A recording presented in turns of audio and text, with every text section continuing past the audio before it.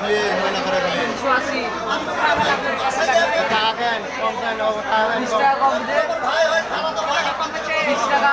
এ ভাই 20 টাকা কম দাও আরো 20 টাকা কম দিতে 5 টাকা রেখে দেবে টাকা বুঝে দে এত কথা বুঝিস কেন টাকা বুঝে দে 5 টাকা দিলাম 60 টাকা দিলাম হবে এবারে আমরা কথা শুনবো নাকি আগে কি করব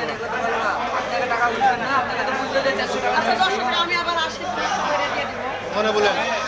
ভাই আমার কাছে 10 টাকা নিয়ে নিন 10 টাকা কেন 20 টাকা বাকি দিচ্ছে